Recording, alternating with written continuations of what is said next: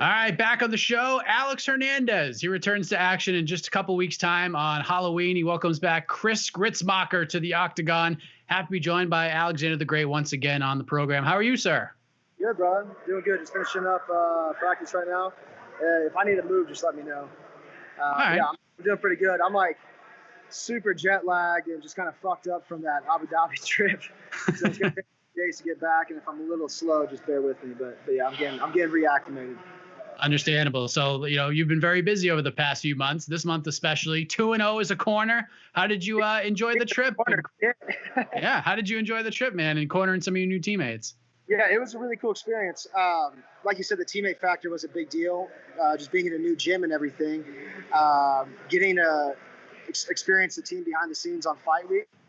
Felt like it was a really important thing to do before actually going through it myself, and being with a gangster like fucking Brandon Royval, and then of course Luigi the following weekend, like having that kind of energy is awesome to see, and how they just dealt with the sleeping schedules more than anything, because that got real volatile and kind of wild towards the end of the week. So it was cool being a part of it and getting that one-on-one time with your coach like that. It's like a crash course in summer camp, like when you go off to like for me, wrestling camps when I was a kid, you go off for a few weeks and you come back light years ahead of where you were. And that's what I feel like. It gave me a chance to recover in some ways, to experience some things, and then just to get a lot of one-on-one attention. So it's good. So let's talk about the new team, the move to Factory X, because I remember I was running through Facebook and I saw a video maybe getting ready for Martinez's fight, and you're doing a bunch of hills and some running. All of a sudden I see you in one of those videos. Yeah. And it was interesting to see, because you've been in San Antonio, you built yourself up to be a top 15 fighter in this loaded lightweight division. You're coming off the loss to Drew Dober. When did you know, first of all, that you needed a change of scenery, a fresh coat of paint, so to speak? I mean, maybe at the worst time possible, during a fight, and I'm getting stormed and I'm like, fuck, man, maybe we didn't prepare accordingly for this, I felt like in my last fight, really lost in the midst of battle. Like I didn't really have a base to spring from. Like I was kind of going into the fight. I'm like just doing this and that, a little bit of everything, and I never really had like a center. I never really found like my center and a place to build from or go back to. When times got super perilous or just trying, I would just kind of like continue to fall out. And so I remember looking at Dober, and I remember looking in his eyes and thinking like, fuck, this guy's got a lot of purpose in what he's doing right now. And I could see his plan coming into act. I could see the evolution of his movements from the tape that we watched. I was like, oh, he's like a completely different person tonight. And I just had like a really good talk with my head coach back home and the team back there. It wasn't for lack of effort or anything. We just didn't have the experience, I think, that we needed, the expertise. I was the first guy to be on the scene back there.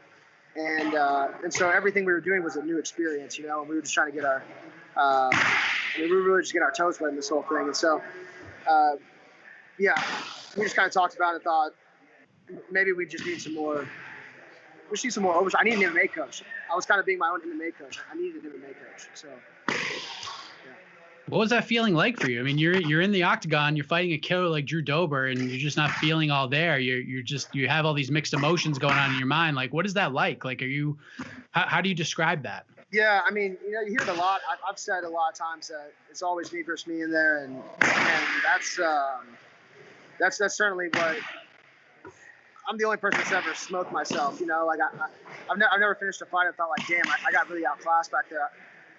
I'm in there and it feels like sometimes drowning in a shallow fucking pond is what it's like, and I'm just like smothering myself underwater, and I just talk too much shit sometimes in my head, and I'm like, sometimes I'll get in such negative feed loops, and it's like, man, you gotta change that because you're doing well, you're winning. But in my mind, I'm like being so pessimistic and again, not really maybe having, I keep going back to this idea of like a base or like even like a bicycle to get on and kind of like trust that you can ride it in practice. It's like, I didn't really know what I was riding. I was just kind of doing boxing, doing kickboxing, wrestling. And because back home, we were really divided like that. We didn't really have an MMA oversight. I had a brilliant head jiu-jitsu coach and he had a good eye for things, and so we would run with that, and I would create a lot of my own game plans and strategies, and I think I was just wearing too many hats. So like in the midst of battle, I was kind of like over here, I was over there, and right now it feels like I kind of have a little bit more of a system and a structure to trust in, and so when I do get anxious or get a little frantic in those like really testing times, whether it be in the cage or whatever, it's kind of like it's right. Just get back on your bike and start pedaling, and I could trust that it's gonna be second nature. Everything we've been working. So like obviously the specific timing of when this popped in your head sucked because you're in the middle of a fight. Yeah, but yeah. Considering during the fight, I wasn't like, oh shit, I need to leave my corner. I wasn't thinking that at all. It was just like, fuck, man, I'm getting lost. I'm letting myself get lost in my head, and I'm realizing like, just despite the effort and the work, like I just don't have the bodies back home. Like one of my best friends who was out there with me, he's like, dude, I'm a fucking electrician. Why am I out here with you? This guy's been training with Gaethje the whole fucking camp. You've been with me during this COVID shit. And I'm like, you're all I got, dude. So, like it's what we're doing, But I mean, we've gotten away with a lot, and it's because my coaches care a fuck ton. I care a fuck ton. I work as loud as I talk. I work twice as much, to feel the confidence that I feel. I have to work, and so. We've always put in so much effort, and my teammates have always tried to sacrifice so much. But again, we just like it's really difficult to be on your own, kind of trying to lead the flagship. Not on my own, but just leading the flagship. Versus when I got here, I'm in a room full of killers, my age group and my experience level. There's also veterans, but you get guys like Brandon Royval, Yusuf. Jonathan Martinez, Chris Gutierrez, Markel. There's guys that you wouldn't even know about who are amateurs that are fucking studs. We're all like in the same age pool of our mid-20s, and we're hungrier than fuck, and we're all trying to climb the ladder. So I'm not like calling impromptu sessions and trying to drag whoever's available with me. It's like we're always at each other's heels. Like, what did you do this morning? Like, what did you do? See, like, are we hitting this run or not? Are we doing these bonus sessions? Hey, let's go get some more rounds in the cage. We're always pushing each other, and we're always mad. Like, if I catch that motherfucker in the gym here without me, I'm upset. Same thing with Brandon. Brandon came in one day. I was doing I called this, like, me and Jonathan just decided to get together, and we were doing some rounds in the cage, just sparring. Brandon shows up. He's like, what the you might as well have Kai Car France in this fucking gym. You're not calling me for these bonus sessions? He gets upset, and I love that. Like, I'm so drawn to that because that's exactly how I am. We get done with a fight, and we're hitting the treadmill, running hard again the next day, and just flushing out that lactic acid, getting our lungs open again. Like, we're just always going above, and it's cool to be in a Shark Tank like that. So it's something I hadn't experienced before. And for me coming over here, it was like sink or swim, and I knew I wasn't gonna sink, but it was gonna be like, you have to elevate my game. And really test myself, get myself into like the discomfort that I've been talking about forever. So it was good. Was Factory X like the only choice here, or is this like the beginning of maybe like a gym tour for you? Oh no. I went on the gym tour. I was in there's a couple other spots, Texas, Arizona. I even like reached out to talk to the guys on the East, on the East Coast scene.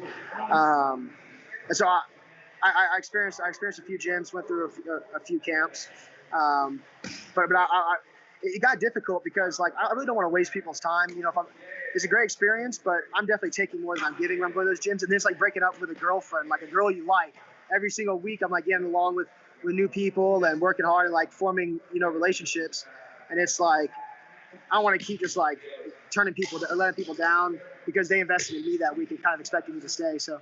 I definitely talked to and toured around a bit, but I was drawn to Factory X as the first spot I went to, and I thought about the entire time. And Mark Montoya kept contact with me the whole time, checking in on me, and we just hit it off really well immediately. And I stayed with him for 6 days and nights, never saw a blemish. Again, I was in the gym working with a lot of these killers, and there's guys that are amateurs that are UFC caliber, like. They've got certain disciplines about them, whether it be striking or the ground. That's top tier. They just need to balance, kind of balance out their games as a whole more. But I mean, they're studs from the ground up, and so the environment just sucked me in. Was it kind of like a culture shock for you to move from Texas to Colorado? Or were you able to pick that up pretty quick? Yeah, like they're definitely a culture shock. a gym culture shock too, because I was the big dog at my gym all the time. I was the longest residing, patron of that gym. I was there first. And so coming over here, being like a new guy and having a target on my back too, just being like a known UFC guy and everything and ranked and whatnot, or at least I was.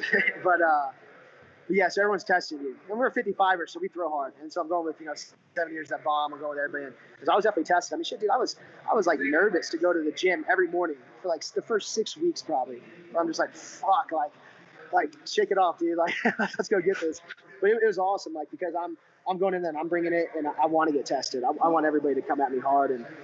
And I knew like it was going to be a trial by fire where we're gonna be trying to take each other's heads off for the first probably month or so, and then you start getting familiar, and then you get a little bit more just efficient with the training where you're not going balls out with each other all the time. But it was definitely every bit of the shock I wanted. I wanted to be in those deep waters. I needed to be in those deep waters, and so it's good. It's good to be here, and then Denver itself, is cool. There's like maybe too many white people here, but it's it's all right as a whole. Like you go downtown, you're like, damn, there are like having relatives coming. We're like in the city, like, damn, there are a lot of white people here.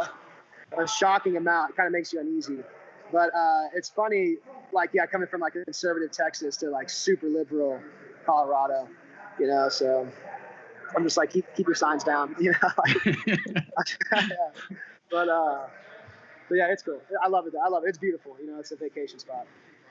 One of the interesting things we talked about in our last conversation, the infamous massage interview heading into the Drew Dober fight, was you've never really had a chance to like grow up in the UFC at all. Like it's been Beneil, OAM, Cowboy, then Trinaldo, and then Drew Dober. Like you haven't had the opportunity to, I guess, grow into a top 15 fighter. You were there after 42 seconds in the octagon. Like, is this matchup with Chris and the way things have worked out for you, is this just what the doctor ordered to hit that refresh button and start over in a way?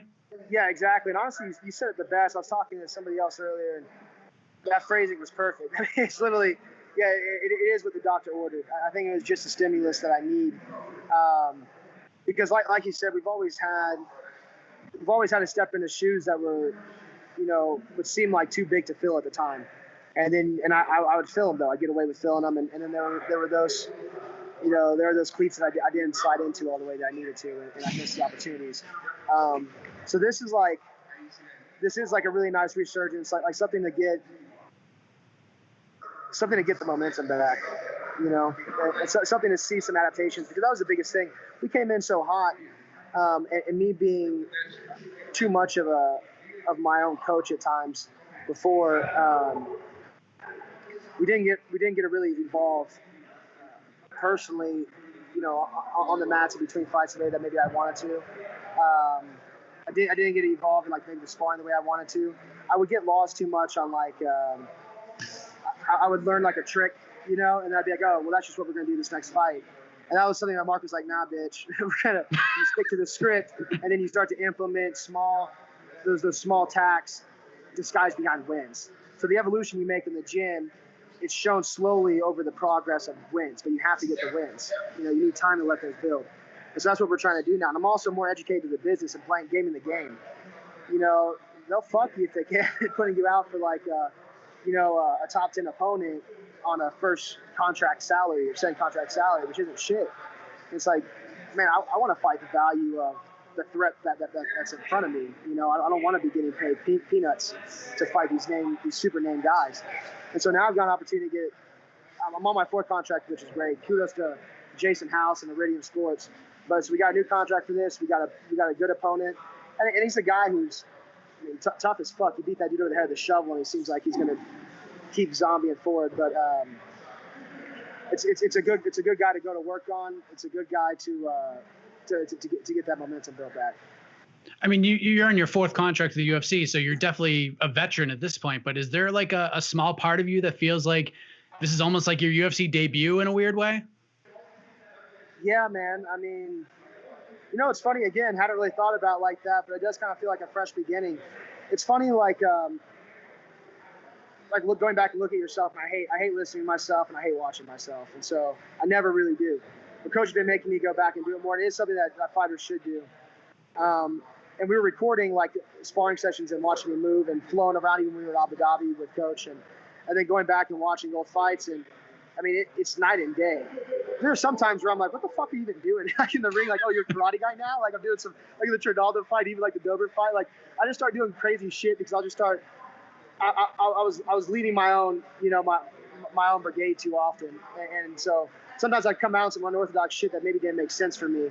And right now I'm moving at a much more efficient rate, which is probably my biggest downfall in the past is efficiency. I'm kind of winning until I'm not, and I just blow my load out, and it's kind of over for me. And so being really efficient was a big deal. So coming out kind of like as fucking corny as it sounds, like an Alex 2.0, and trying to really show tremendous evolution that I've developed. And then also representing, still representing Ohana, but representing Factory X now, When did you sign the contract for this fight? Were you in Abu Dhabi when this came your way? On my birthday, October 1st, signed it. So it was pretty cool. It's a cool birthday present to come down to. Because we were talking about it that week, and then the second week there, October 1st, we locked it in. So Mark Montoya will obviously be there with you, I'm sure. Yeah. But who else will be in your corner? I'm going to have Mark Montoya, Jason Yerington with Ohana, because Mark's an MMA wizard, but he's certainly a feet stand-up specialist. Jesus Christ. A stand-up specialist first and foremost. And back home, we're more ground specialists. So having them complement each other will be huge. And then I'm not honestly sure who I'm going to use for my third person. Bonding with Brandon was tight out there. I might just have him just for that fucking spirit animal in the corner, just pull some of that gangster shit for my own fight. So yeah, maybe just a homie who, compliments me well. So I think maybe Brandon, or I don't know. Yeah, I don't know if you can have Yusuf in your corner because he's the loudest corner in UFC history. Yeah, I mean, honestly, yeah, he is the loudest, and he's probably money for that. I just don't know if I could have Yusuf for the 5 days before that. I'm like trying to get this in, and I got this loud motherfucker in my back. I love that dude, but yeah, I don't know about the 5 days before, and I'm trying to chill out. But yeah, I mean, he is an ideal cornerman with that pitch. Yeah, no doubt about it. Like how motivating, how much of a boost did that give you seeing Brandon and Luigi get huge wins like that? I mean, the Luigi one was great. Royval was just ridiculous, just such a savage performance. I mean, momentum just means so much in this sport, right? Yeah, man. I mean, that was so great to see, and again, being part of the process because I never done that before, and not that I was like really nervous to do it for myself out the gate, but just being a part of it behind the scenes before I'm going to experience it myself was such a cool process. And like, again, seeing how Brandon operated, seeing how, relaxed he was despite fucked up sleeping hours. And even Luigi weathered it well. And like everybody showed up. We show up and coach always shows up. Like that's what I was saying too, being in that corner. I don't know how any coach does it week after week. Like that's the most stressful shit of all time, dude. I would rather fuck that gig. Like I would rather take 2 fights in a night than have to corner. You're freaking out. And God bless Luigi's dad. He was back there with us. He lost easily 12 years of his life back there, waiting for his son to go fight. And just being able to experience that firsthand was great. And it's definitely, yeah, like you said, it was fortifying. It was confidence voting. It was great. It was great to see. So, what do you think's been like the biggest thing you've learned about yourself since making all of these big changes in your life? Like we talked about, like, yeah, it sucked to have that premonition while you're in the middle of a fight, but still you're at an age where the timing's almost perfect for you to make a move like this. Yeah. What do you think's been like the biggest change in yourself? I've always talked about awareness and the ability to grow, and I think I've definitely shown that. And also, that just I'm not a bitch, man. Like a lot of people like might have played it safe or curled up and like just hit away, but I'm not. Like I went to gyms that probably don't even fucking like me. Called the coaches on the phone. Sometimes the coach would bitch at me or whatever, and take it on the fucking chin and be like, cool, so can I come get that work and see what's up? Absolutely. And come into rooms and also going into any room and knowing that I can be the top guy in this room. If I'm not performing the top guy, I already know that I am that guy in this room. And so that was good to see as well. And knowing that's not all in my head. Getting out of my head was a big deal. Getting your confidence back, getting my mojo back. I felt like Austin Powers episode 2 there for a bit where I was like, dude, I can't. What the fuck is this vial of Joe that I'm trying to find, dude? I need to get that mojo back. But but yeah, I feel confident and just the ability to be vulnerable. I think that's it. You know, people see me as like super conceited and cocky and everything, and I always said it. You know, it's just me being aware, and sometimes it is arrogance. Sometimes it is me being a little like young and callous. But I really am humble when it comes to growing, and any person I mean, you know, when it comes to my opponents, fuck you, die. But when it comes to anybody I'm like working with or coming, just encountering, period, I'm very vulnerable, open, humble, and like submissive to learn. And so that's what I've just been really working on, is just being constantly submissive in growth and education. And that's been big. And that's been big even getting along with people. Like when you go to a new gym, you can't come in like a dickhead trying to take everybody's head off, because nobody's going to want to work with you or grow with you. You need to give a little and know when it's a good time to, you know, not blow it out, and when it's a good time to make your partner work. So, yeah, that was like a mouthful, but maybe not enough. I put it in like a billion words. Maybe next time you ask me, I'll have like one word, and it'll be like, oh, you actually have some shit. Yeah, it's interesting kind of going off what you said, because, you know, when we confirmed this fight and put it on social media that you're fighting Chris Gruetzemacher, you know, fans can suck. Like, they can be salty, and it's a what have you done for me lately kind of sport. But, you know, you've proven before that you can hang with some of the best in your division and beat them as well.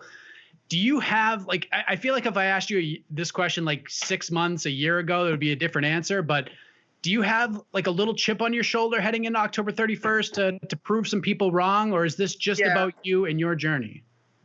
Yeah, you know, I'm constantly battling that chip, honestly, you know, like 1,000% chip on my shoulder. And sometimes I'll use it for fuel. Other times it's like live and let live kind of attitude, where it's like, I'll you know, I want the love, but I'll take the hate. And I'll love you if you love me, and I'll love you if you hate me, you know? And so sometimes I'll wake up and I'll eat that up. I'll be like, yeah, what was that? Let me pull up a comment board. Let me just see that. And I'll just fucking eat that up and go to work with a big ass chips. I got like, yeah, Lay's packages and Doritos on my shoulders, you know? But other times, you know, maybe the answer is not that. Maybe it's just, again, kind of like having my own kumbaya kind of peace, that center where it's like, I'm not concerned about that. It's only the narrative that I'm writing, and you're going to be able to read the book when it's done. But it's really important for me to get just W's, because people, at the end of the day, it doesn't matter what you say or what you do. Winning's winning, and people love winners. Like I've seen like the wildest range of like fickle, like fans, you know, jumping from like one ship to the other, like on people that you're like, damn, that guy, that's a terrible person, or even just like that guy was your dude, and you just switched sides on. That was your guy for, you know, forever. You don't see other sports jump ship like our sport, you know. You don't see like a Packers fan throw their jersey off in the second quarter, but here you do, and it's really, it's like you said, it's what have you done for me lately, and are you winning? And so I'm just focused on the W's, and if people are upset now, they won't be after I'm winning, you know. So let me ask you this, because you seem in a very good place right now, and I like seeing you like this. Sure. Is there a part? Do you wish you could have the Cowboy whole scenario all over again? Like, do you wish you could handle the press conference differently? That's the same battle talking about chip or no chip, right? Where it's like, I mean, I could dwell on that for days, and that's what like petty people do, or that's even like what like trolls do, where it's like, I'm so cemented in the past that I can't appreciate the present or even see the future. And so it's like incredibly important for me to not constantly go back and dwell on the idea that shoulda, coulda, woulda, because totally, like I totally could have, and maybe should have, but maybe shouldn't have, because I didn't. So yeah, you can tumble down that hole, you know, endlessly. But I think more importantly is to take the lessons and think about the bigger story as a whole, and the redemption and the resurgence behind it. And I have to grow from it, because if you don't, you die, you know. So the only option to do from that is growing from it. So how do you get this thing done on October 31st, this new chapter here? Yeah. I mean, if it's not a prediction, outside of just obviously getting the win is the most important thing, but what's your like other goals in the fight? Like, what do you want to show in that octagon? Yeah, I want to show the evolution of like a true cadence, efficiency in my movements. And if I do that, it'll replicate something of like an Adesanya with feints, trap setting, baits to lead to a finish instead of always going in 100%. I want to show that I have volume levels, and I want to time things accordingly. I don't want to force anything. That's the biggest thing. I don't want to force anything in this fight. I want him to feed everything. I want him to feed my long-range shots. I want him to feed my mid-range shots. I want him to feed my takedowns instead of me going out and pressing, attacking, and throwing at 100. Like, I want him to give me everything. And so that's going to be like the one biggest things that I want to display this fight. Do you feel, you must feel pretty free right now, because from the first conversation I've ever had to you to this conversation, It's like a completely different guy. Like, a lot of the same personality traits are still there. You still speak very well, and you still have a lot of those quirky things that I appreciate so much. Yes. But glad you're a fan, man. Yeah, but I remember like that first conversation. You were like, I'm already looking at Khabib. I'm already looking at Tony Ferguson. I'm looking at all these guys. I'm studying. But you feel like I feel like you're present in the moment now. You're not looking that far ahead. You're looking now. Like, how freeing of a feeling is that for you? It is, and I guess I'm not even really. It is freeing. It is extremely liberating whenever you can just focus on the task at hand and really be grateful for the task that you have at hand. And yeah, I think I am in a good place. But again, it's always work. It's always work. And I think I'm just taking the steps to do the right kind of work right now. I've got some good voices in my ear, and I feel more so now than before.